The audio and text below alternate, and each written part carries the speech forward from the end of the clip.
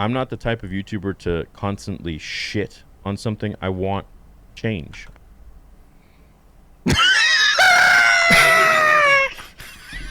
Hold on. Hold on. What did he say?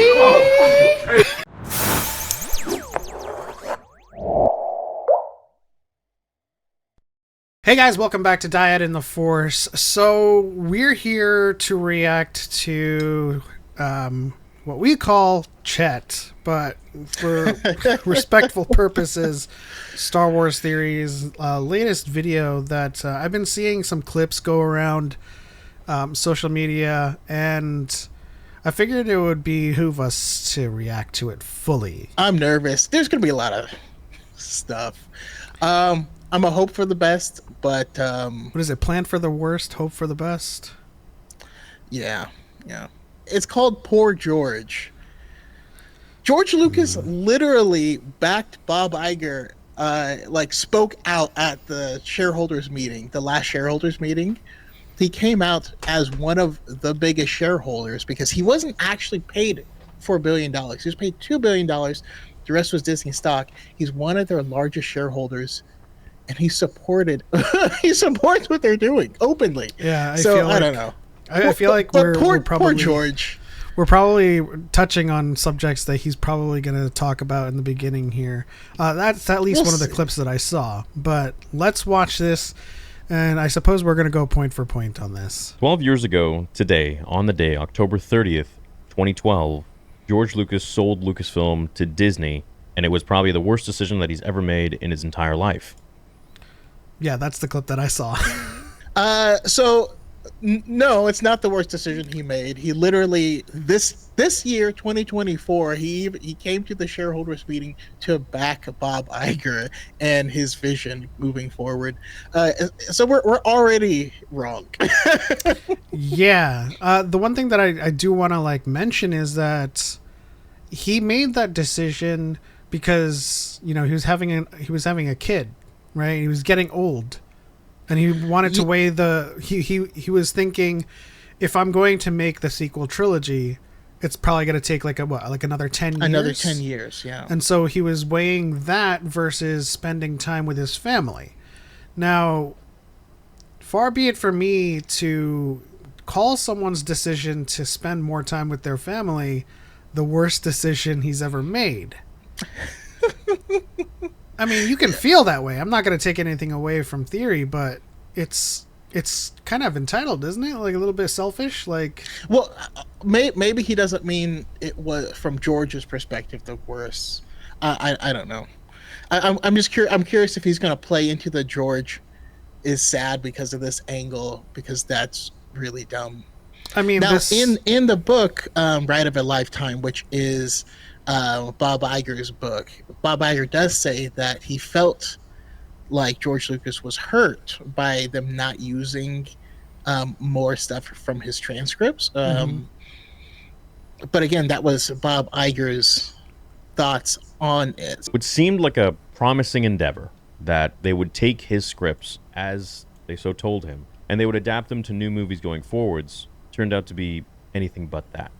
So I think we need to clarify and correct right away the record that they didn't say that they were going to take his visions and do it. They said I think he gave them an outline, several outlines for what he would like to see, and they said that they would take it into consideration.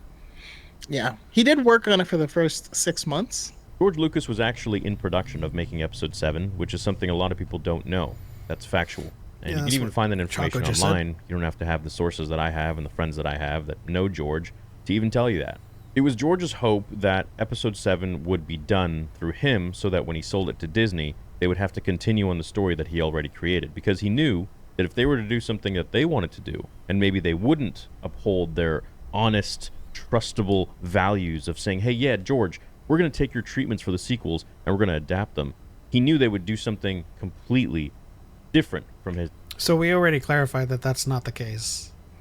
Yeah, he's already wrong. Clarification, from my perspective, it sounds like he's trying to imply that George was creating them on his own already, but he spent the first 6 months working with Disney to try and create them. That's how we know quite a few stuff from like Luke was going to be a hermit. Yeah. It was going to be even worse. The sequel trilogy is something that was created in 2015, released in 2015, and it was the single most devastating thing to cause the hole in the massive dam of the Star Wars fandom.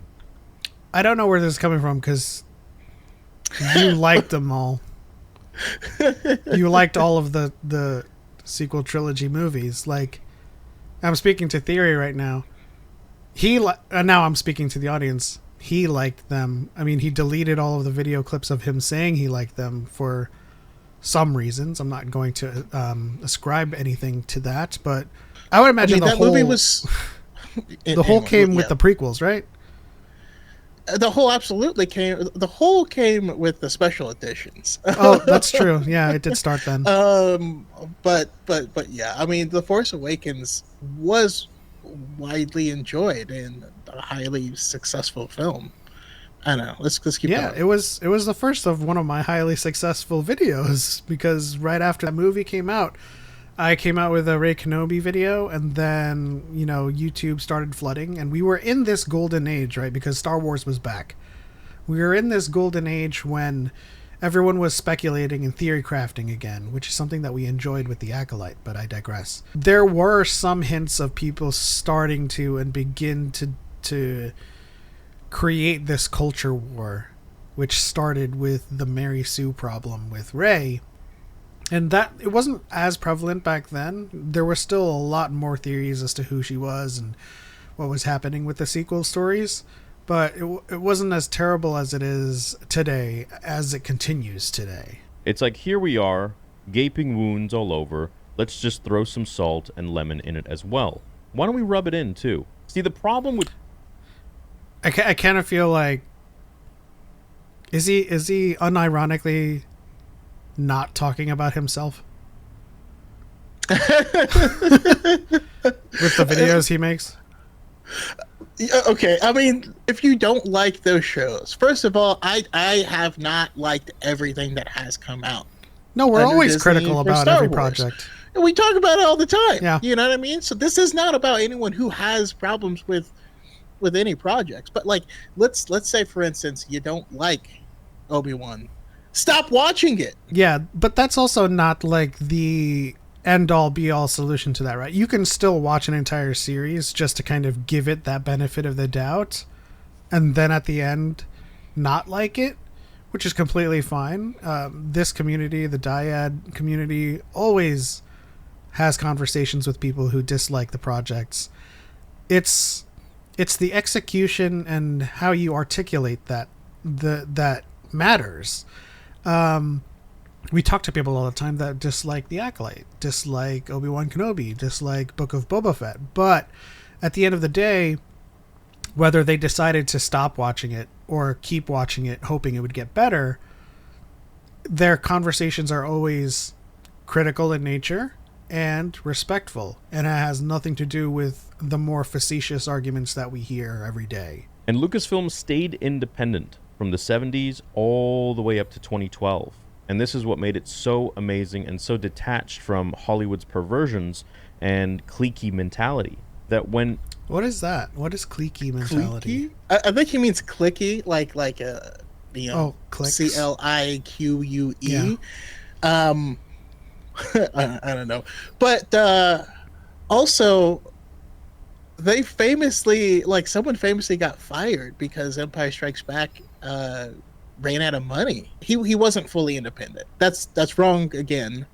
But where he really was successful is George negotiated that he would have all of the merchandising rights, and that's what was the most successful part. But yeah, and he would own the IP, right? Yeah, and then he would continue, owning the IP.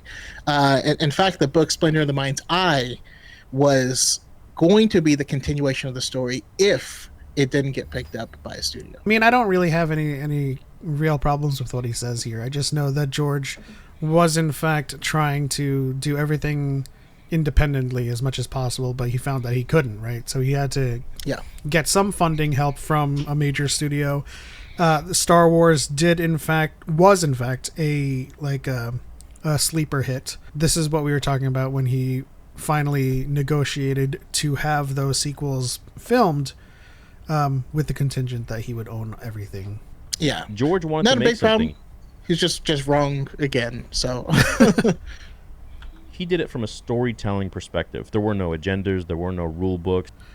what's Okay, the wait. agenda? Let's hold on. What's the agenda? Let's finish this thought before cutting him off. There were no rules. It was George's rules. It was George's vision. And he was just a guy. He was just a kid that wanted to tell cool stories that he made up. And his directive wasn't any of the bullshit bullet points and things that we have to now tick off in Hollywood. It was all about advancing a story so that the child watching or the person watching could feel relatable to the character and feel a little bit of hope in their life. That's completely, Wrong. utterly wrong.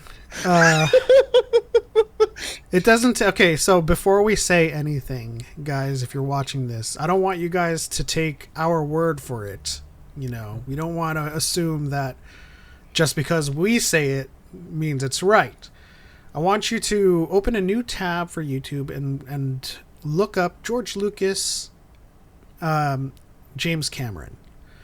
And what you're going to find out is that George Lucas tells James Cameron, as James Cameron they're having a back and forth about how they use their films as a vessel for what is important to them. I will say that as a euphemism for agenda. But George Lucas reveals that the original point of Star Wars was to mirror or to be an adage for the Vietnam War, where America was the empire and the Vietnamese, who used asymmetric warfare, guerrilla style combat, represented the rebels. And he goes on to say specifically, this was my thing. This was my vessel in which I can put in all of my social science stuff into it. It isn't the science, aliens, and all that kind of stuff that I get focused on. It's the how do the people react to all those things? And how do they accommodate them? Yeah. So that's the part that really fascinates me and I'm interested in. You did something very interesting with Star Wars, if you think about it. The good guys are the rebels. They're using asymmetric warfare against a highly organized empire. When I did it, they were Viet Cong. Exactly. Very kind of 60s against the man kind of thing. It was a condemnation of populism in a science fiction context. That's a theme that runs all the way through Star Wars. The great thing about Star Wars is I had a thing, a vessel that I could throw anything into. When back in the day, it was merely arguments in the universe of this doesn't make sense, or how could they do that, or why is this happening? It was nothing else outside of that. It was comic book discussions back in the day for hours and hours on end until your mom would come and pick you up again for supper. That's what Star Wars was. That's what Star Wars still is. If you look at our video library of our TikTok channels or of our YouTube channels, we stay talking about Star Wars and what happens within the TV shows, within the stories. I would argue that you are unironically missing the point of your statement here by saying the fans are divided and we're now talking about the divide between left and right culture war politics, when the biggest perpetrator of perpetuating this conversation is, on the light side, and I don't mean the Force, on the light side is you, Theory, and on the much heavier side, the Carpet Nugget Kingdom with Nerdrotic Geeks and Gamers, RK Outpost, all of those people who make video after video talking about DEI, diversity, the woke agenda. That's what your conversations are about all the time. We're talking about the Acolyte. for recent example, we talk about what happened in the story, and we're theory crafting. Yeah, I mean, there's so much to say. I mean, he's right with the first part where it's supposed to be about hope. Those are the stories that we're supposed to tell, and that's the stories that we have told, right? I mean, Rogue One was about hope at the end of the day. So was all of the sequel trilogy films. So was Obi-Wan. So I do want to point out, so it is not a left-right divide. That is not what it is. You can be on the left or on the right and still enjoy Star Wars and talk about things. But Star Wars is absolutely anti-fascism, which is a right-wing ideology. So if you are starting to align with those, yeah, Star Wars is going to feel like it's against you. Yeah, that's not Star Wars' fault. That's you. If you move far enough to the right, you become the Empire, and you're the villain of Star Wars. But like, it's just people existing, and that's what is being called an agenda. It's literally just people. Yeah. No one's gender, race, ethnicity, orientation, none of that ever plays any narrative role in the story, in any of the stories. Pay attention to anything that Nerdrotic or Geeks and Gamers and RK Outpost reacts to. The first black person they see in a trailer, they're like, "Oh, diversity." It has nothing to do with the story, right? The biggest dog whistle is, we just care about the story. I don't really care about the cast. But the moment you see something that's, ideologically different in terms of cast, you start shouting. And this isn't us saying, oh, this is all about theory, but there's the conversations are out there from certain creators that make it all about people existing. The Acolyte is a perfect example. There was no like agenda in there. The cast was just diverse. If I were to ask you to point out all of the wokeism that you seemingly see in the Acolyte, the one thing that they will say is face touching, or when Osha says about Basil, he or they, like, that's a little furry creature. Yeah. Nope. Oh, I don't know what gender it is. Do you? In my real life experience, whenever I meet someone who has a dog or a pet, I say, is it a he, is it a she, like, what is it? Like, that's part of normal conversation. But beyond that, you can't point to anything that's really outlandishly woke. You just declare it so. And then you make your watching of that particular project, you've already poisoned the well. You go forward thinking everything is woke, and you can't enjoy everything. It was the endless debates and fun conversations online on different forums with people halfway across the world. We still do that. To discuss different moments in the movies, in the prequels or the originals. That was my experience. We still do that. Yeah, that's my current experience.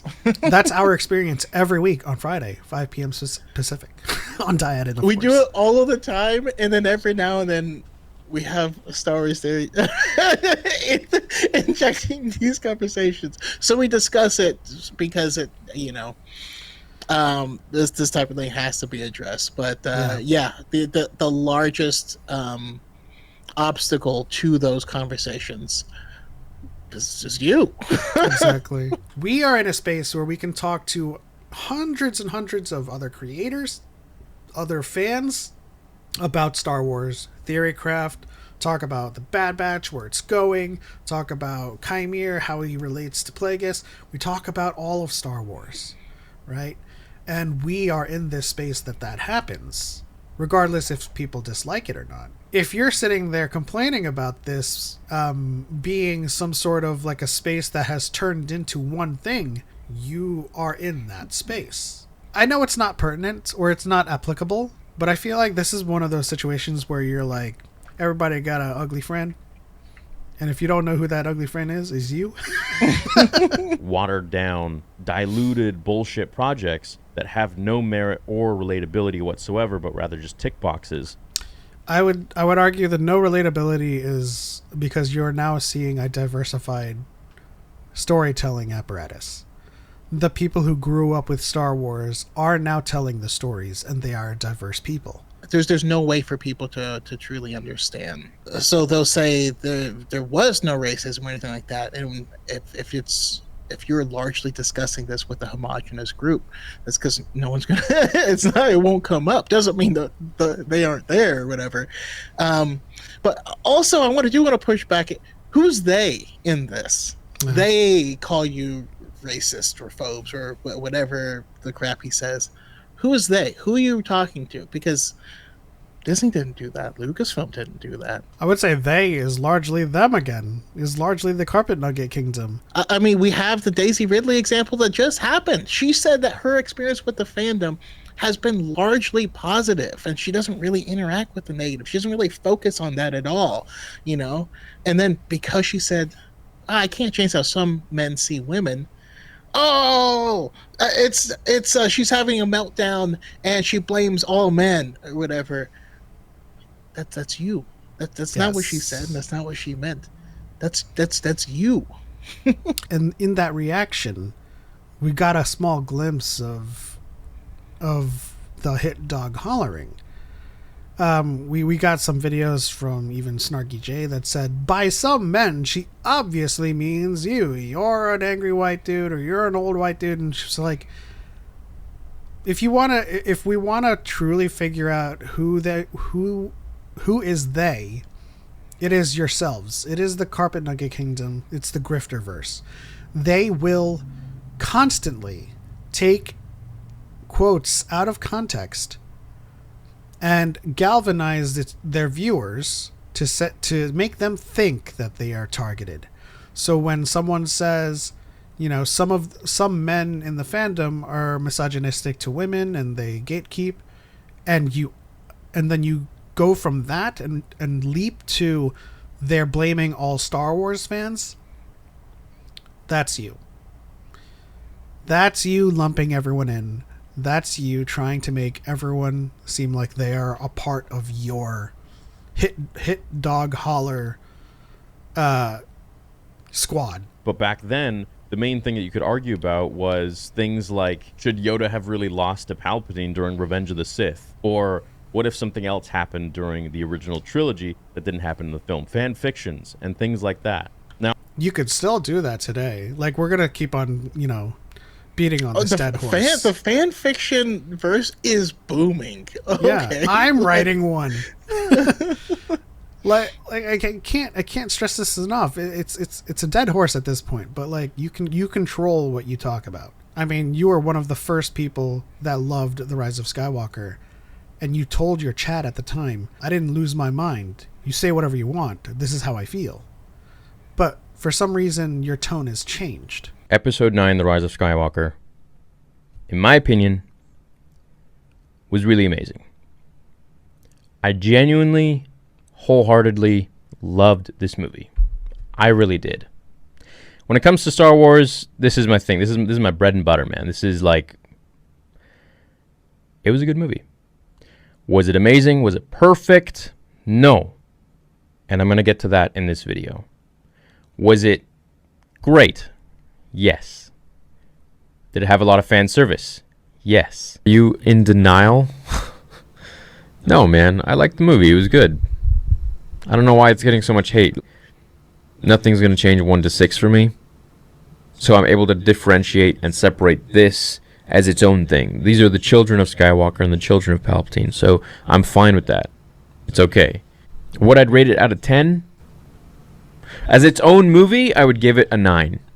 As a trilogy, 7, 8, 9, I would give it an 8. Dude, I liked it, man. Whatever. Arrest me. Whatever, dude. I thought it was cool. I thought it was fine. There was no overall vision or story. I mean, you purchase something like this, Star Wars. This is another dead horse that we're going to beat. It's another dead horse, but real quick, J.J. Abrams was the EP on The Last Jedi. Rian Johnson sent him dailies.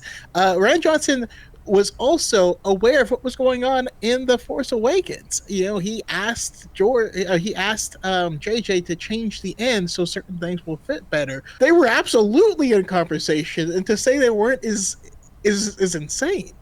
Yeah, it's intellectually dishonest also. You would think that you would take those 3 years, 2012, well, really 4 years, 2012, 2013, 2014, 2015, to really map out an overall idea if you're not going to use George's treatment for the sequel trilogy, which you should have, because you're continuing the story. Well, the acquisition didn't go through until April 14th. So how are they going to do any kind of work across the aisle?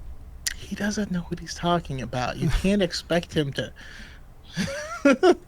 To think that you can have new writers come in there and do something totally different to Star Wars is unbelievably egotistical.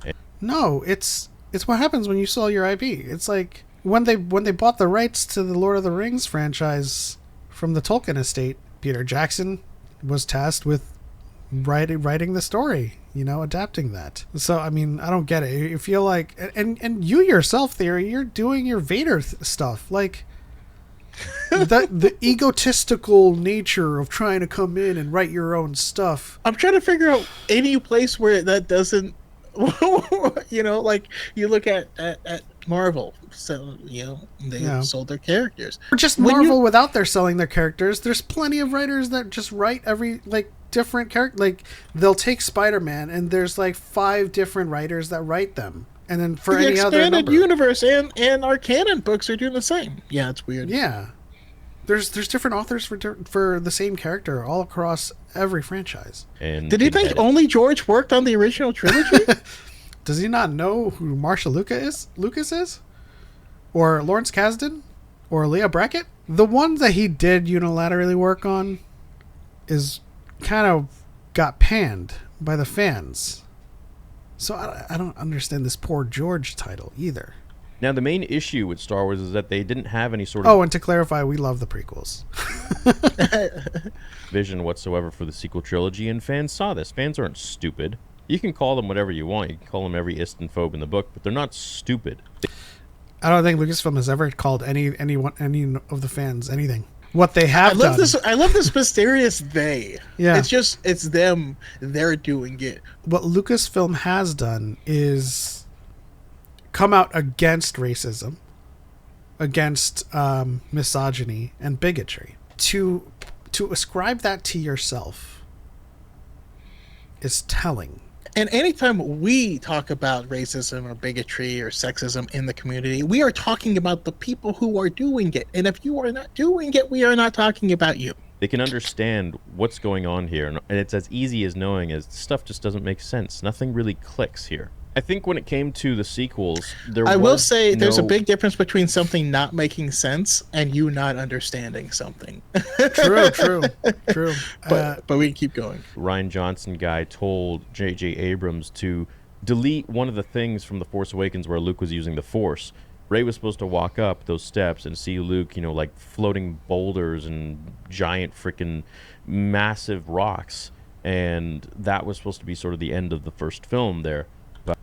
Who is this Rian Johnson guy? He just said there was no communication whatsoever. Rian Johnson asked him to change. The level of self-awareness. That was one sentence ago. Then Rian Johnson came in and said, hey, please don't do that. Remove that, because I want to make him impotent with the Force, essentially. Wanted to make him impotent with the Force? What an idiot. The reason was because Luke was cut off from the Force, which narratively makes a lot of sense on why he wasn't connected with his sister or why he didn't know what was going on in the galaxy. So we get to see him make that connection and connect to his sister as he's healing and getting better. And Yeah, it all actually makes sense. Narratively makes a lot of sense. And not really having any sort of lines other than screaming Rey. And Daisy Ridley not really... I mean, I don't disagree with that. Finn was largely mishandled. Somebody else, a nobody, and then she was all of a sudden a Palpatine. And that was a last-minute decision. The IPDG meeting notes, they're very clear about the direction they wanted to take Rey. I was also just going to say, in that interview that she did with Josh Gad, she says... I'm going to try to do it word for word, as close as I can get. In the beginning, they played around with a few ideas of her, being a Kenobi, and then we eventually settled on no one. Right, because he asked, "What was that journey like?" And so when you listen to that interview, it sounds, I don't know, and this is just me editorializing, but it sounds like when she says "in the beginning," this is like prior to the Force Awakens, and they're like, we could do this or you could do that, and then they settled. She says they settled on there being nobody, but also, God damn it, if they change their plan, that means they had a plan. Don't tell me they didn't have a plan and then say, yeah, they changed the plan at the last minute. And you're like, but they didn't. You said there was no plan. What was his original name? You mean Luke kissing his sister all the time? Luke kisses Leia. Leia was not the plan, or they didn't plan Leia to be his sister. Luke was supposed to have a long lost sister, Nelith, that's what it was. Yeah, it wasn't supposed to be his dad either. They were supposed to have like flashbacks, right? Saying, showing him flying with one of the pilots that was in the rebellion. Yeah, and I mean, there's a deleted scene where that pilot walks up and tells him about his dad. They had nowhere else to go because it wasn't planned. They didn't give it the respect that it needed. And then they have the audacity. So he says it again right after.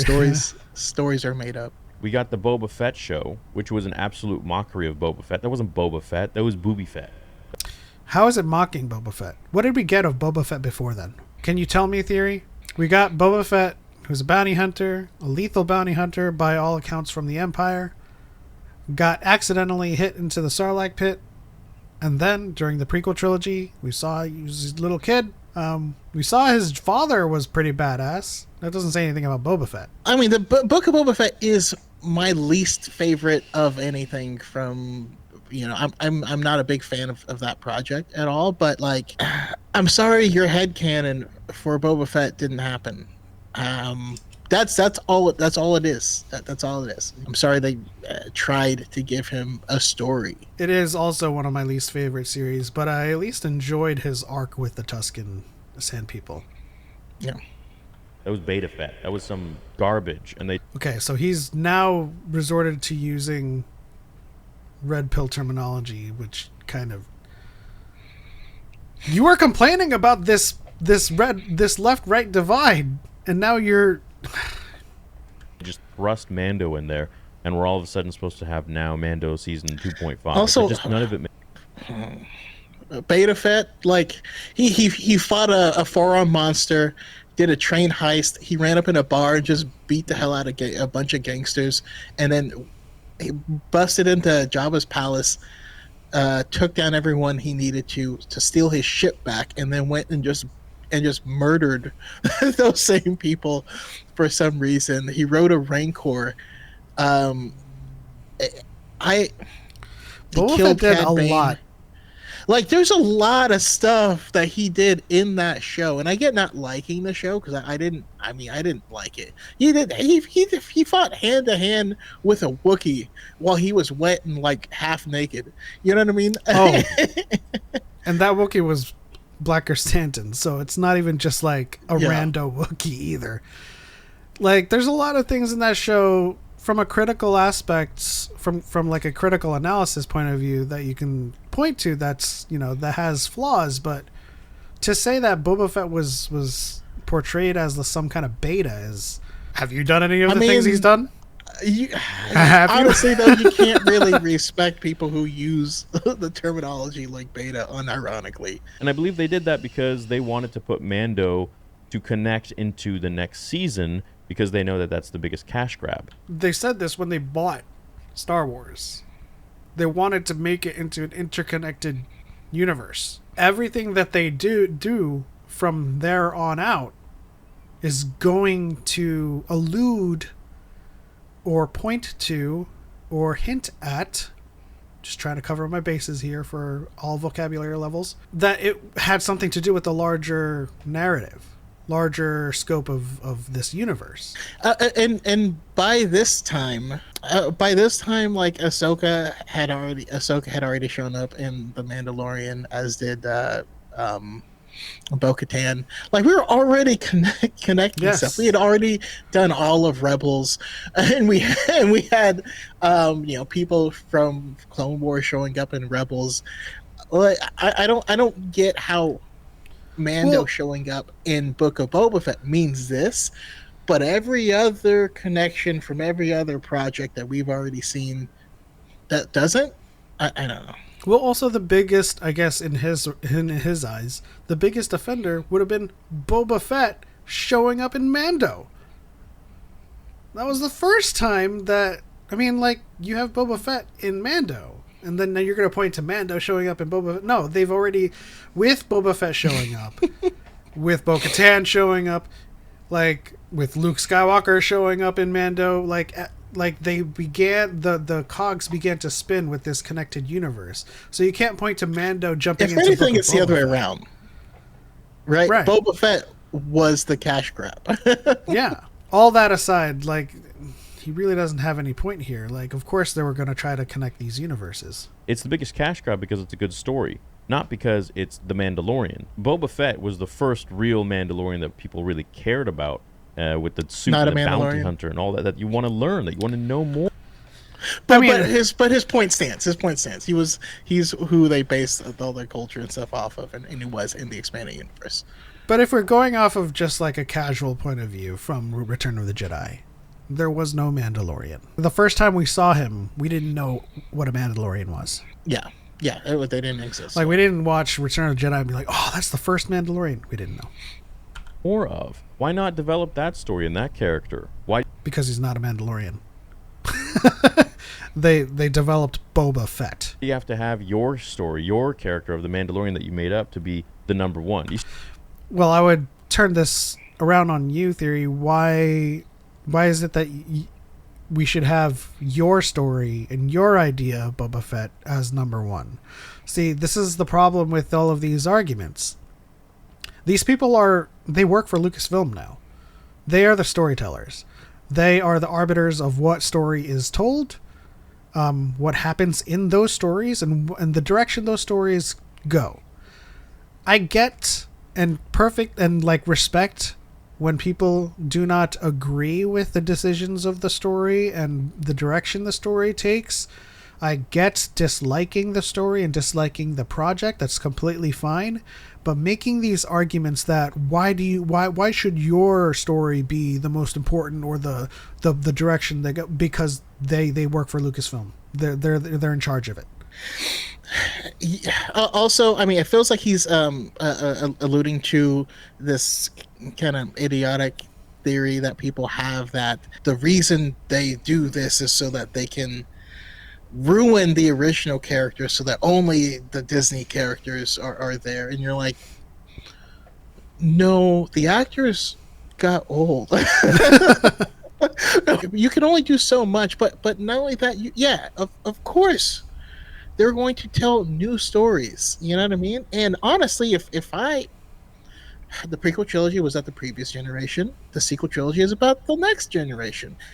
That all stands to reason. That makes sense. I don't know.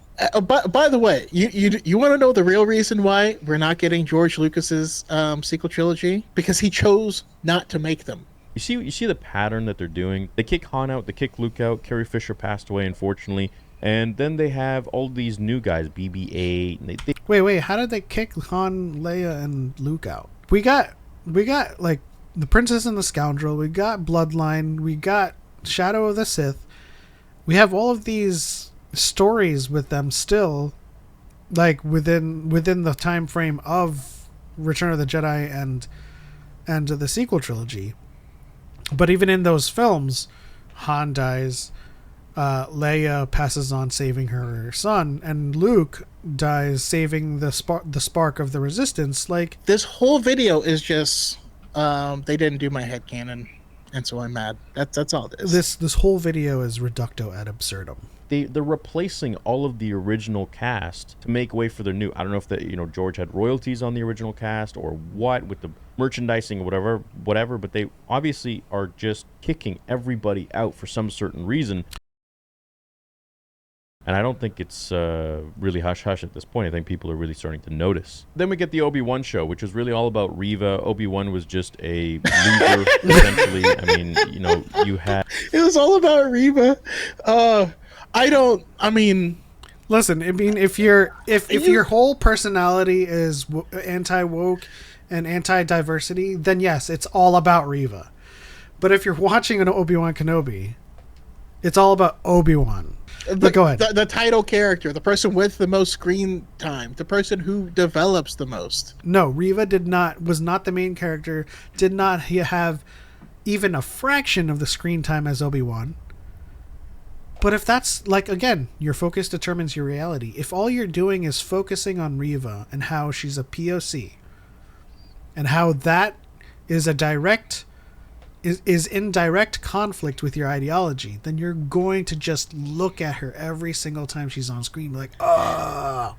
Well, and that's the thing. And first of all, once again, Disney didn't say this, Lucasfilm didn't say it, didn't call you names or anything like that. But I look at comments like this, and there was actually a study done. I'll have to find it, but it was in a group of mixed company. If men and women speak equal amounts, if you ask later, the men believe that the women dominated the conversation.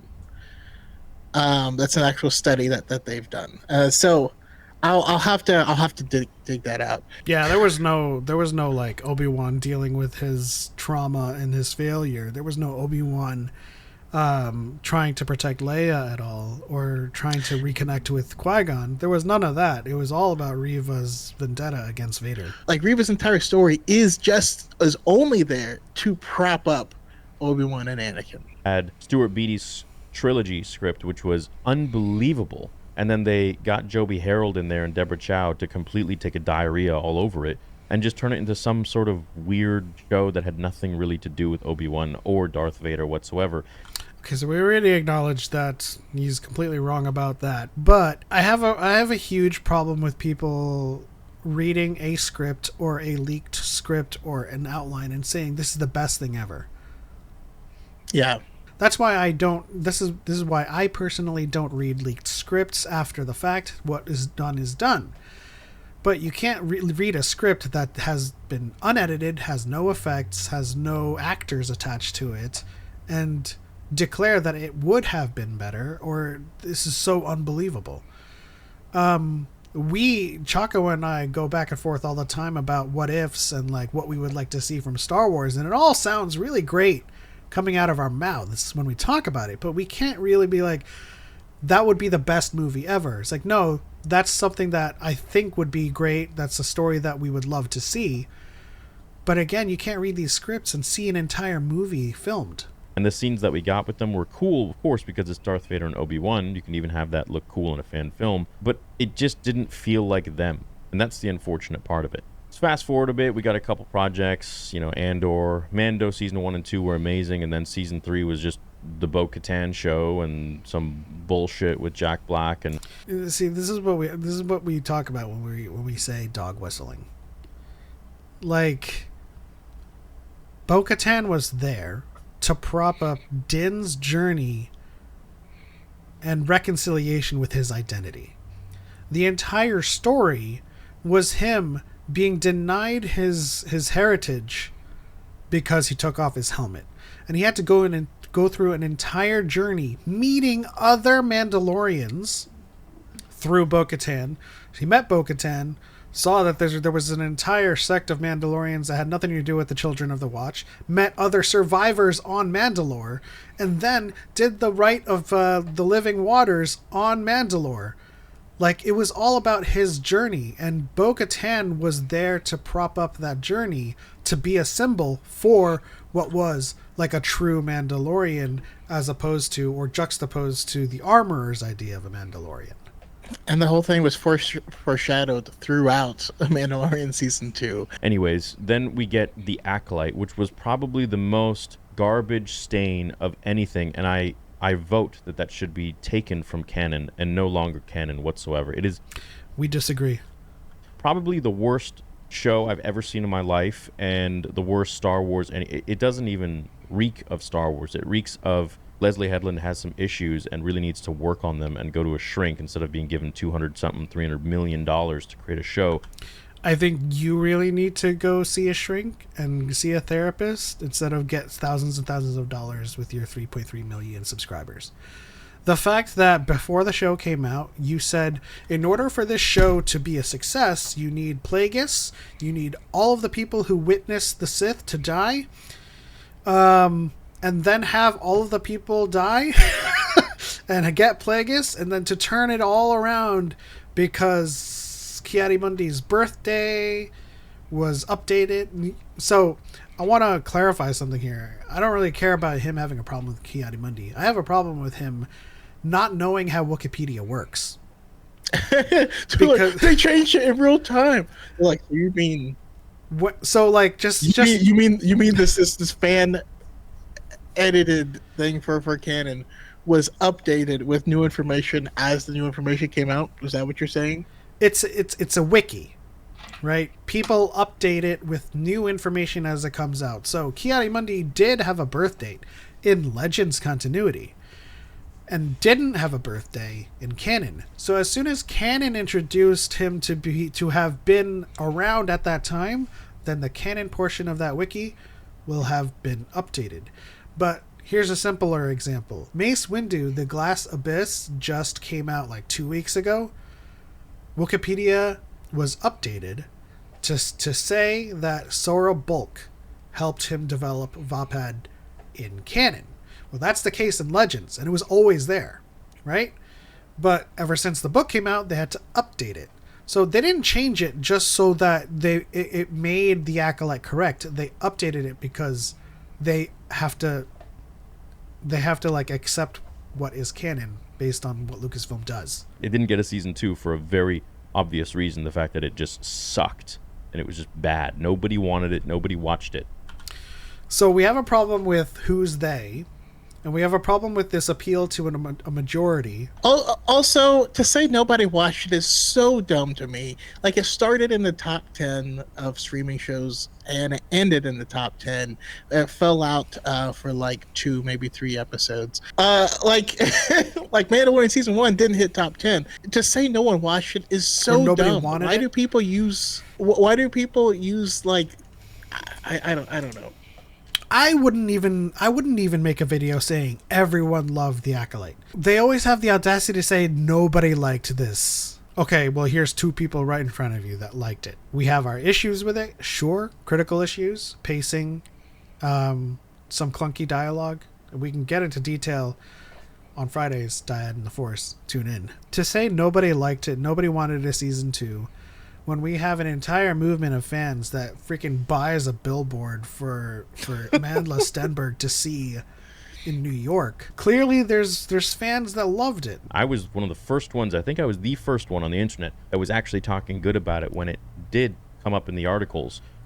That's not true. I disagree, because we were live streaming the Disney investors stream as it happened, and as they announced it, we were both going, "That's awesome!" So I don't think you were the first one. You don't.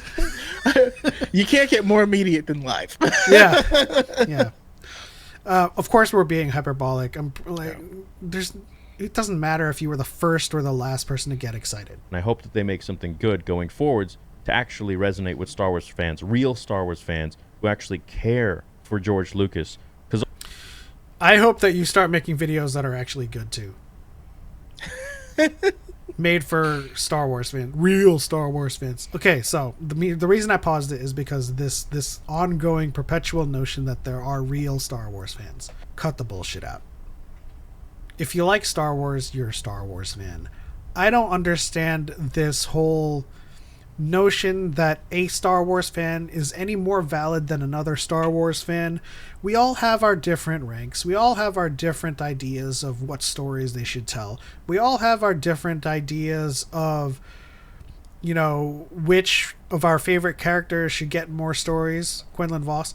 But like to to sit there and kind of try to claim a certain portion of the fandom as the only ones that truly know what Star Wars should be is insulting and very problematic. And objectively wrong. Yes. And we expect this rhetoric from Theory at this point because he's made several videos, even if it were tongue-in-cheek, pointing out that he has 3.3 million subscribers, which doesn't mean shit. Right? It just means that you are a large channel. But even then, that doesn't make you any realer or truer of a fan than the guy down the street that just saw Andor and got into Star Wars.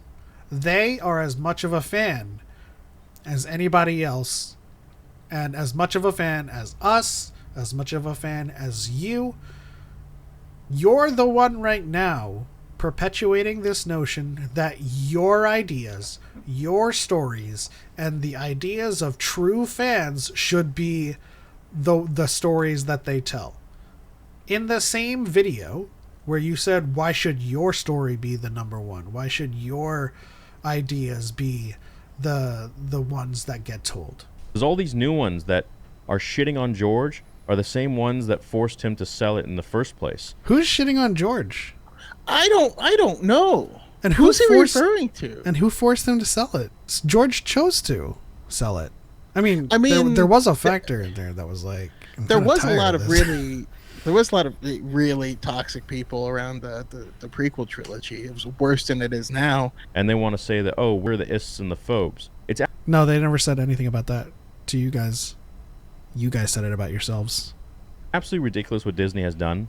They have not created a successful business. They have divided fans by creating their own monstrosity of what George built. And have they created a successful business?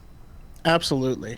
So, like, number one's Pokemon, 147 billion. Makes sense. And the next is Hello Kitty, 89 billion. And then Winnie the Pooh, and then Mickey Mouse and Friends, and then Star Wars. And Star Wars is at 70 billion? Yeah. I think it's safe to say that Star Wars is worth more than it was when George sold it. Oh my God. It's worth so much. It's so much more. It's crazy. And that's why, like, people talk about George making 4 billion. No. They paid him 2 billion. The other 2 billion was stock. He's made way more money on the stock side than anything else he's ever done. I'll read his words. This is what George Lucas said. This year, he said, creating magic is not for amateurs. When I sold Lucasfilm just over a decade ago, I was delighted to become a Disney shareholder because of my longtime admiration for its iconic brand and Bob Iger's leadership. There you have it. He goes on to say, when Bob recently returned to the company during a difficult time, I was relieved. No one knows Disney better. I remain a significant shareholder because I have full faith and confidence in the power of Disney and Bob's track record of driving long-term value. This is the number one problem that we have with making videos like this. You know, disrespecting George or shitting on George's legacy. It's like fake outrage. Like the guy is rolling in dough. He's enjoying his life. No, he doesn't wake up every day going, "Oh, they're disrespecting my legacy yet again." Like, you guys are just getting outraged for no one but yourselves. Fire everyone, get rid of them, and hire new people that are competent and really care about what George Lucas created. He is so... made right. Okay, Lucasfilm is filled with people Lucas personally chose and taught. Dave Filoni being one of them, and Kathleen Kennedy being another. There's this weird idea that Kathleen Kennedy is Disney and she's ruining Star Wars when, like, she wasn't part of Disney. She was busy being the most successful producer of all time, and that was part of their contract. Was like, no, you're bringing her in to run the show, and so saying she should be fired, that is disrespectful to George Lucas more than anything else. Kathleen Kennedy stays being your guys' scapegoat or boogeyman for everything. If you don't know anything, don't know what she does. If you don't know anything about the filmmaking process, you're gonna blame the person that's at the top. Also, this call to remove everyone and hire the right people. Who the hell's the right people? Because I'm pretty sure if we were to grant you this, that they removed everyone, including all of the folks at ILM that have been working on Lucasfilm movies since the originals. Oh my God. Who's to say that you guys aren't going to continue to complain about this shit? Also, so many of the people at Lucasfilm are still there. Yes. You know what I mean? It's like these were the same people writing the same stuff. But the only thing George I just sold realized was the IP in Lucasfilm. He's pitching Project 2025 for Star Wars. That's what he's pitching right now. Not this new perversion of bullshit that came in there. And if that hurts your feelings, well, you hurt our feelings by destroying what we love and by dividing the fandom. No, they didn't destroy anything that we love. Sorry. Like, we can watch shows and dislike shows, and it doesn't personally insult us. It's just, that's why we are able to continue to talk about Star Wars without going into talking about politics and, you know, this rhetoric that you continue to profit off of. We can have different fans on our show week in and week out and talk Star Wars all day about different projects, about projects coming out, about projects that came out in the 77. None of our conversations devolve into what you constantly talk about, which is the stuff that you hate, which is odd because if you hate political stuff, political divides, or left and right messaging, you would stop talking about it. It feels like it still the means people something. that used to make fun of you as a kid for liking Star Wars, the cool kids, are now in charge of Star Wars, and they're telling you again how to feel about it. And oh man, this feels like so much projection. First of all, yes, I was made fun of for liking Star Wars, but I don't care now. I'm a full-ass grown adult. I don't have a vendetta. But he's like, oh, the people who made fun of are now running it, and they're making fun. Bro, you make fun of people who like different things than you. If I say I like the Acolyte, I would get made fun of in your chat. Is that not what not what you're talking about? The call's coming from inside the house, homie. The call's coming from inside the house. We also get pelted with comments whenever we make an Acolyte video as well. Both of us, we don't particularly like The Rise of Skywalker. We don't go onto other people's videos talking about it, commenting trash, garbage. This movie sucks. We express our critical disappointment with these projects and move on, and let other people enjoy what they enjoy. And that's, to that I just say no. What the fuck, man? This is ridiculous. Let's get back to what Star Wars was all about. Yes, let's. Proper which is planning, the fight against proper fascism. Storytelling, inspiration, feeling hopeful, inspired, feeling happy, fun, exciting. The Jedi, the Sith, lightsabers, the Force. Let's take all the politics bullshit out of it. Let's not hire incompetent people. Okay, I'm going to give this to you. Niatus. You have 3.3 million subscribers. You are the largest YouTube channel For Star Wars. For Star Wars. You can make this happen. You can bring us back to the days that you were talking about Star Wars, talking about the comics, the books, theory crafting, talking about your favorite characters, who was the most powerful Jedi, who's the most powerful Sith. You can bring those videos back. And in this sentence you said, let's take out all of the politics. You can also do that as well by the videos you make. This is what I was talking about when I made that open letter to you all those years ago. You're not responsible for how your fans act, but you are responsible for the community you cultivate. And if you have a problem with where Star Wars is and how everyone is always talking about politics, look from within. What kind of videos are you doing? If I go into your channel right now and surf your last 20 videos, is any of it talking about Star Wars? Or are all of them talking about what Star Wars actors said that then gets spun into a political culture war? And I think that's the biggest message I could send during this reaction.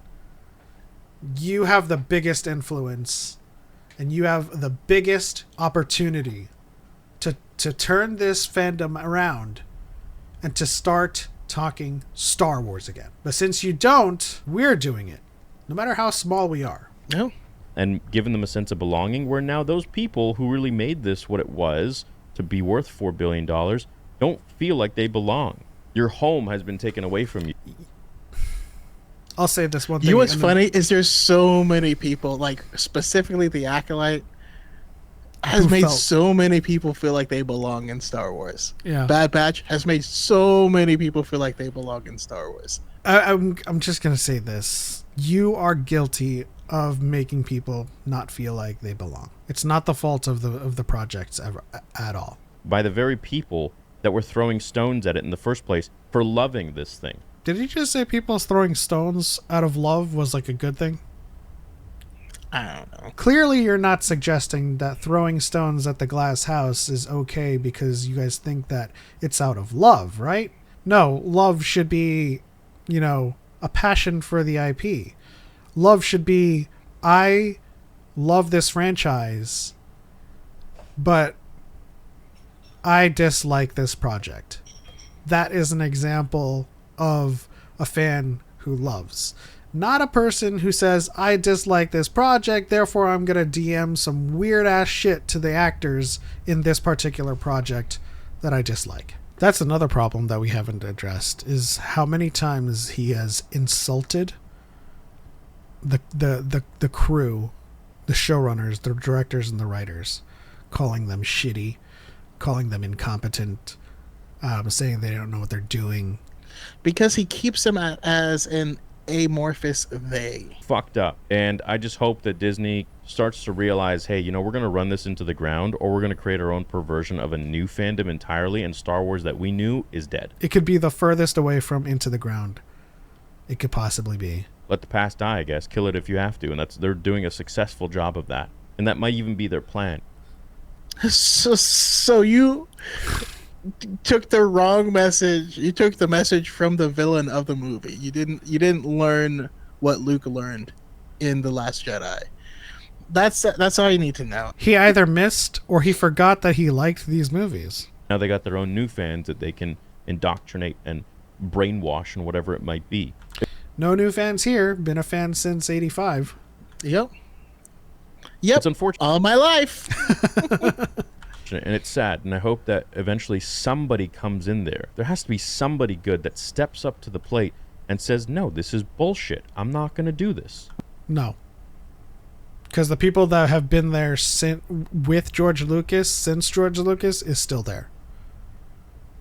You're the only one.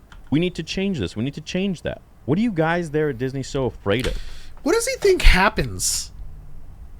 What does he think happens in movie development? Do you think like Leslie Headland, for example, came in and said, "This is my vision. This is what I want to write, and that's it. You guys can't say shit to me." Like, obviously, meetings happen with the story group, with creative development, and even with Kathleen Kennedy for even these things to get greenlit. But there's always a back and forth as to what can be done, what can't be done, and what the overall vision is for the franchise. It's what Kevin Feige does for the MCU. Presidents to presidents. I mean, at this point, like, straight up, we just gotta call a spade a spade. Like, if you only like Star Wars projects that directly had George Lucas's fingerprint on, that's okay. There's nothing wrong with that. But he chose to sell Star Wars, and you're not gonna get what you want anywhere else. You need to George go find other back. stuff the other stuff that he did. If like that's really what it seems like to me. I see one of two scenarios for. I also think this is the real message with let the past die, kill it if you have to. Like George is gone. He sold it. That's it. You can't. It's never coming back. That was the actual move. Next generation will move forward, and they aren't going to do things exactly like George because they are not George. And if you need them to be George, you will always be disappointed. Also, just to bring in a quote from the prequels, misread the prophecy could have been. How do you know that you have the most accurate and most faithful reading of what George wanted? He doesn't. He says things that George specifically said he didn't want. I know many of you at Disney and Lucasfilm feel the exact same way I do when it came to the old stuff that George created, the actual heart of Star Wars. And I don't know if they know exactly the way you felt, but because they worked with George and are still there, they probably know what the feeling is. I just don't know if you have the correct feeling. How many VFX artists and how many directors are still at ILM that have worked on the original trilogy all throughout and are still there? Dave Filoni is still there. Doug Chiang is still there. There's a lot of people that worked on the originals all throughout the prequels that are still at Lucasfilm. Mm-hmm. And we've met them. I really wish that a lot of you would maybe speak up a little bit more behind the scenes. You have to realize that I do have a lot of contacts at Lucasfilm, and I know a lot of people that they're too afraid to speak up because they don't want to lose their job. Sure. But they hate what they're doing. They hate that they're working there. They hate they're doing all this shit that they don't want to do. And they hate seeing the thing that they love the most being perverted and bastardized and changed and just completely turned into something else. I think... So I have connections there, and they fully disagree. They actually reached out specifically because they hate what you are doing to the fandom. Not specifically, but they appreciate the fact that we are still talking about Star Wars. No, aside from the people you're referring to, I've been reached out to directly for lots of projects. We have friends that are at ILM, and then when the Nugget Kingdom will be like, well, in Ahsoka they're gonna retcon the sequels, and that was something that was like, there was a Star Wars leaker and everything he says is correct. That's what he said. And like I reached out to by people who are like, nope, it's not happening, literally editing it. Like, I do VFX here. Yeah, we even have authors in our circle because the conversations around Star Wars has been vitriolic at best. I think if you start to really see what is going on with the company, you can have a better grasp of what needs to be fixed. I'm not the type... Can you see what's going on with the company? Because we've spoken to Lucasfilm employees like face to face. We've actually had human contact. You know, I know you like to film skits of you going to Celebration, but like, when's the last time you were at one? Also, just a callback. When Outlaws was coming out, he did a whole video on. They asked me to talk about it, but I said it was only for this amount of money, and then they said they wouldn't let me say what I wanted to say about it. Jeez, that didn't happen. Yes, I was one of those people. I've spoken to them, and they said no. If a YouTuber to constantly shit on something, I want change. I want it to be... Wait. Let's go back to this. Wait, what? YouTuber to constantly have a better grasp of what needs to be fixed. I'm not the type of YouTuber to constantly shit on something. I want change. Hold on. What did he say? What did he say? Oh. I'm not that type of YouTuber to constantly shit on something. I want change, bro. You, again, we keep on saying you're the biggest YouTuber for Star Wars. You have the power to change things, but you keep on talking about this stuff and perpetuating this rhetoric. It's not gonna change unless you change. Go back to the person we followed all those years ago. A few moments later. I want it to be fixed. I want it to be better. I don't want Star Wars to keep going down this path. I never did, and I hope it doesn't. But change can happen. But people need to speak up. People need to change. You don't need to be an asshole about it. You can still talking about it can happen. People need to speak up. People can change. Here's the mirror. Look directly at it. I think all Star Wars fans need to come together and realize that we just all want better Star Wars. And it got nothing to do with politics or anything. It just has to do with telling a good story and being inspired and falling in love with these characters. And new characters to come that hopefully have a great story too. I feel like they've neglected the expanded universe. They've neglected the stories. They've neglected so much source material. No. Leslie Headland has brought in so much Legends. Favreau has brought in so much Legends. It's not even funny. There's so much of Legends in EU has been brought into canon or has been canonized by virtue of adaptation. He doesn't read Star Wars canon. He doesn't know. Well, I'm going to say this for the audience. EU and Legends has been thriving, not only through reprints and republishing, but a lot of the lore and a lot of the content that was in EU and Legends has been canonized. More so under Disney Lucasfilm than George Lucas. Yeah. George Lucas ran a gamut across Legends, taking a crap on it. The only thing I think he respectfully took was Black Sun. But but like, just to paint this picture, we've gotten so much from Legends. It hasn't been, of course, a one-to-one thing because they started with the sequel trilogy and it needs to fit into continuity.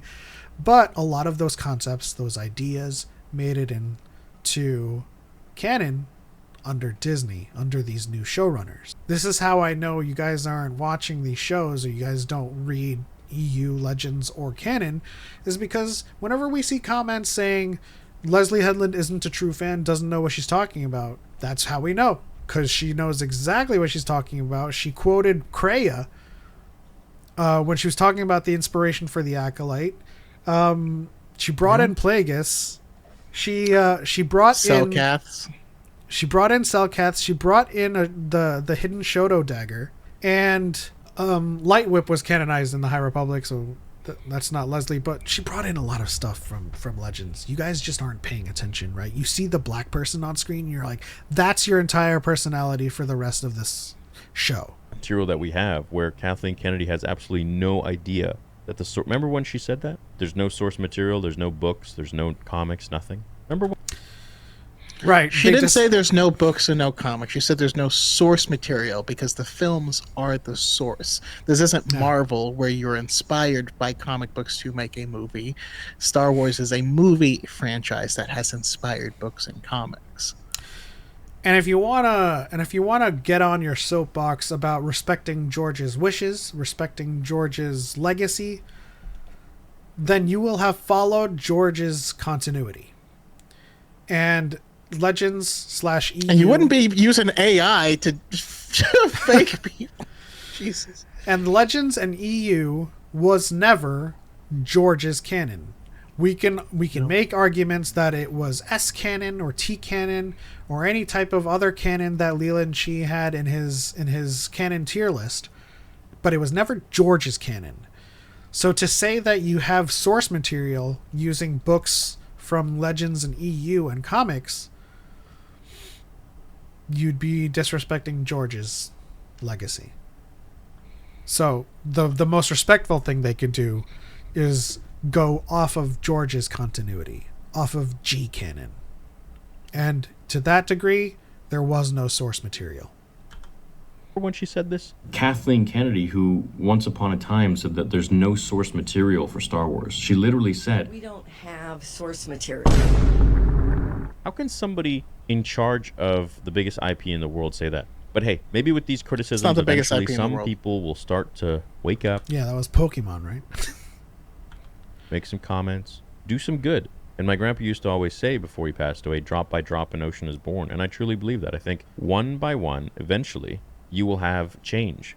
And that could be for the better or worse. So far, it's for the worse, because it's changing big time. Now we got to change it back to something that really means a lot to... It changed when you changed. And this is our number one message with this reaction. When he says we need to go back to the Star Wars where we talked about Star Wars, bro, you used to talk about Star Wars. Well, I mean, I do want to agree with the idea that things have changed. Yeah, of course. And they will continue to change. Change is inevitable. It's part of life. It's part of moving forward. Either it grows, expands, and evolves, or it dies. But the message... I mean, did you not watch the Lego special that just happened? The whole point of it is that Star Wars will change, and it will be something different. Just like when the prequels came out, and they were something different, and they changed Star Wars, they changed the fan base, and they changed everyone's preconceived notions on what a young Anakin would be like. All of that stuff changed. And the older people couldn't handle it. A lot of them struggled too for a long time. I enjoyed it. My issue was when the Clone Wars came out. I actually didn't watch. I watched the movie in theaters. Hated it because I wasn't ready for that change. I regret, that. I'm happy I waited until more seasons came out because there's kind of a curve on that, but it's about understanding that change is inevitable and part of the evolution of Star Wars. When it comes to his message right here about change and going back to the way it used to be, he needs look no further than how he has changed, how his content and his rhetoric has changed. Like we keep saying, we used to be subscribed to Theory. We used to watch his videos. We used to watch his theories, like his namesake. And his rhetoric started changing. It went from theory videos to what was happening in a show to like 20 videos in 1 week about what an actor said. And it's all following a certain playbook, not to the T, but a certain playbook that the grifterverse and the carpet nuggets like to play. And back to what George originally intended. And I think Disney will make much more money that way too. In conclusion, 12 years ago today, George made the biggest mistake of his life, in my opinion, and I hope that one day it'll come. No, I disagree. Your opinion is invalid. That's a joke for anyone watching. Yeah, for legal reasons. But no, it's I disagree because that was his decision to make, and he made it for all of the right reasons, in my opinion. Spending time with his family and not spending the next 10 years toiling over something and letting his new kid grow up sans a father. And maybe if he made his films, maybe they would have been better received, or maybe they would have been poorly received, like the special trilogy or the prequel trilogy. We don't know. Come back to what it once was, but I think that's going to take some time, and it's going to take a lot of change of leadership. A lot of people vote for the stepping down of Kathleen Kennedy, and I think sure, great, but you know what? Who's going to take her place? Is it just going to be another emperor? Is it just going to be somebody just as bad? I don't know why you think Kathleen Kennedy is an emperor, but it shows that, at least as of today, you don't understand Star Wars. Not anymore. With poor vision, or are they going to learn from their mistakes? I used to be a huge Dave Filoni fan. Still parts of me really like him, but other parts of me is like, well, what are you doing? Like, why are you allowing this to be destroyed, how did you allow Acolyte to happen? I think for me, Acolyte was the that was the last straw for me. You know. No, I think what this video is going to come down to, in particular for this point that he just made, is that he likes someone until he does something that you don't like. I used to be a fan of Dave Filoni, and then Acolyte came out, and then I don't like him anymore. It's like, what does that sound like? It sounds like I used to love George Lucas until the prequels came out. I mean, not to make it a political thing, but it sounds like Donald Trump. It sounds like I only have the best people. No, they're terrible. Never mind, all of them. It sounds like it's only a fair and free election if it's a vote for me. After that, now I'm like, screw you guys. What are you doing? You're now just like spitting in our face, really. 12. Okay, we need to start doing this, and we can start practicing now. Stop spitting in my face, right? Because we can't continue to start labeling or lumping everyone else in with you. Even if you have 3 million subscribers. It's just not a good look to appeal to this majority that, well, for all intents and purposes, no one's behind you. No one's spitting in your face. You're spitting into the wind. Yes, and it's going, and it's coming right back. 12 years ago today. I hope the next 12 years will be a good force for change. And we are the ones responsible for that. We have to speak up. We have to be respectful online. We have to explain our points of view. Yes. Otherwise, our franchise will be changed forever.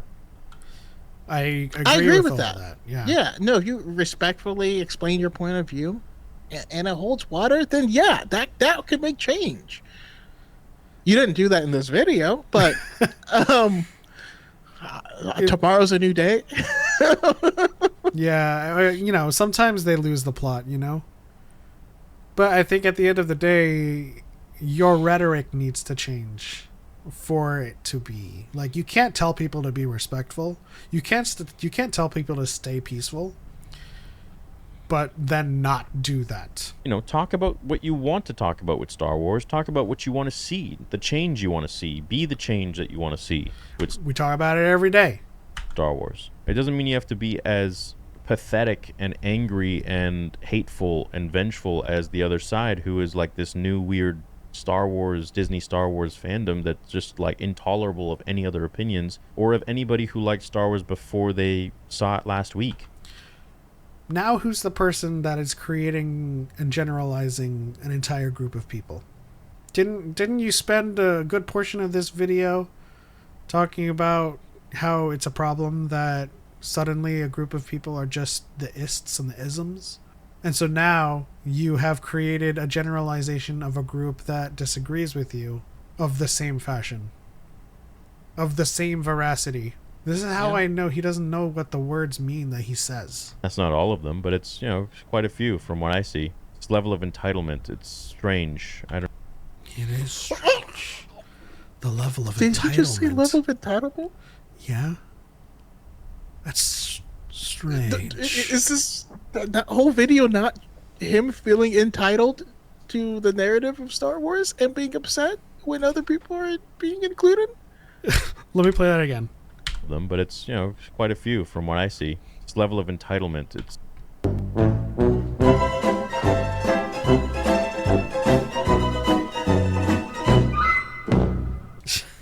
Listen. Let's finish this video. Strange. I don't know. I think everybody has a place in Star Wars, and I think everyone should be able to enjoy Star Wars, especially, and I'm favoring especially, the people who made it worth $4 billion in the first place, who have been riding with it when it wasn't cool. The only problem with this statement is you're the one that's the arbiter and the decider on who matters. Who made it worth $4 billion? Because I certainly remember owning all of the DVDs, going to see all of the movies, and being one of those people. But because I enjoyed The Acolyte, but because I like The Last Jedi, or because I do not shit on this shit day in and day out, I would not be a part of your true fan collective. I don't even know anymore. He's made up this other side who found out that Star Wars existed yesterday, and that's the only way these people can and possibly enjoy it, which is just not true. We've got two fans right here. Been fans since their childhood in the 80s, so there's nothing new about us. Who've been riding with it when people would make fun of them. And now those people making fun of them like it because it's cool, and they're shitting on us and telling us what to do. I feel like there's some pent-up issues. Yeah, who's the one who needs to see the therapist? I mean, not that it's not a bad thing. Everyone should go see. Everyone should speak. To be quite honest, but I feel like he has some early childhood trauma that this is like. For certain. And if we don't like it, then we're an islamophobe. It's like, well, what the fuck is going on here? I hope we'll see something better going forwards. And that's my thoughts on today, which you guys will probably see this video a couple days after. I love you guys. We're better together than apart, all of us, and hope someday you'll see that. But until then, people will continue arguing and fighting. So, just to close out this video, I mean, I feel like he says a lot of pleasantries, platitudes, but his speech afterwards is a direct contradiction to that, right? So he starts the sentence by saying everyone should have a piece of Star Wars. Everyone should be able to enjoy their Star Wars.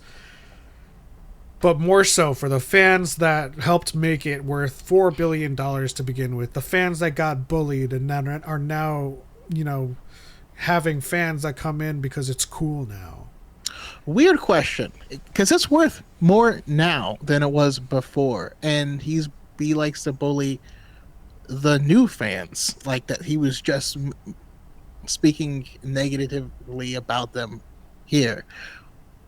Isn't that literally the same thing? Like the new fans are the ones who have made it a lot more than 4 billion. Yes. And they're the ones who are now being crapped on. Here's the thing. The call's coming from inside the house. It always has been. My final thoughts on this is that no single demographic of fan has been responsible for the proliferation financially of Star Wars, the IP. Not Star Wars Theory, not me, not Choco, not any other big fan that's a big influencer. Or the biggest financial boon Star Wars has ever enjoyed is being a generational story. A story that kids watched when they were young, and they brought with them into adulthood, who then had kids, who then showed it to their kids, and their kids saw it and fell in love with it, who then grow up to have their own kids, who then show it to their kids, and their kids grow up. It's a cycle, it's a generational story, and it resonates, and it creates billions and billions of dollars of worth. So when you argue that we need to go back to a time where it's run by or perpetuated by only the fans that made it worth 4 billion, what happened to all of the fans that made it worth 70? You just want to go back to a time where you got bullied for liking Star Wars? I like going out my door, seeing the sky, touching the grass, and meeting someone on the street and saying, "I like your Star Wars shirt." I'm like, "Oh, that's awesome. I like that you like it." I don't want to go back to a time when Star Wars was niche. My final thoughts on are this.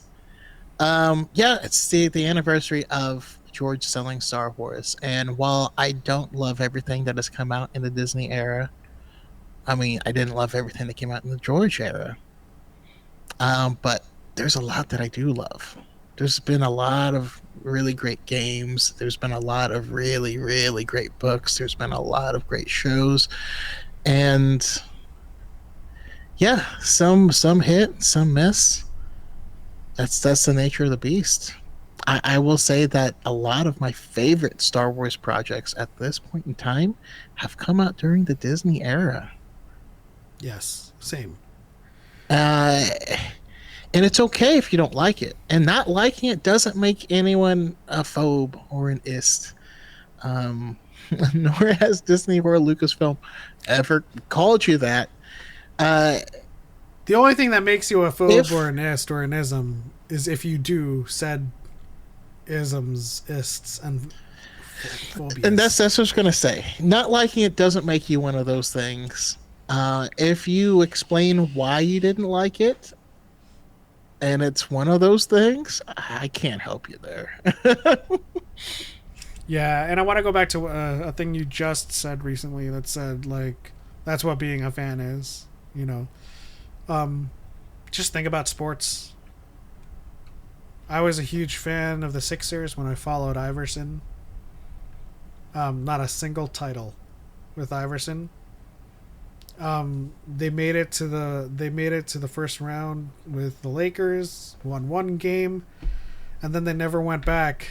I don't know what it is like today, but like, we're fans of sports teams, and they don't win all the time. Sometimes they have a losing season, right?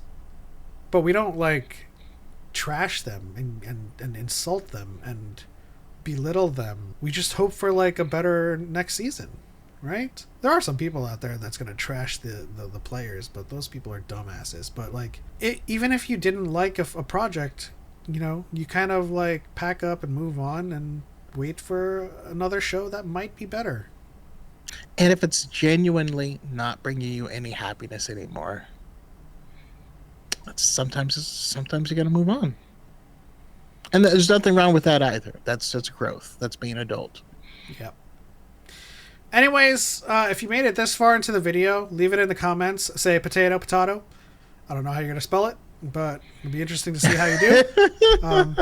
But it'll let us know that you made it this far. Don't forget to like this video, subscribe for more videos like this. We'll be doing a lot more reactions to like hot takes and videos that are talking about Star Wars more often. But yeah. We thought that this was pertinent to react to because of the title, Poor George. And all we could think of, and correct me if I'm wrong, because I'm largely trying to speak for you. All I could think of was like, poor who? You mean rich ass George? Anyways. By the way, I think it's funny because his wife, George Lucas's wife, is like a big time like financial guru. So she actually might. They're probably pretty close in terms of money as well. So he's just like hanging out with his wife, driving his Lambo and doing his thing. That's it. On to the next one. For life.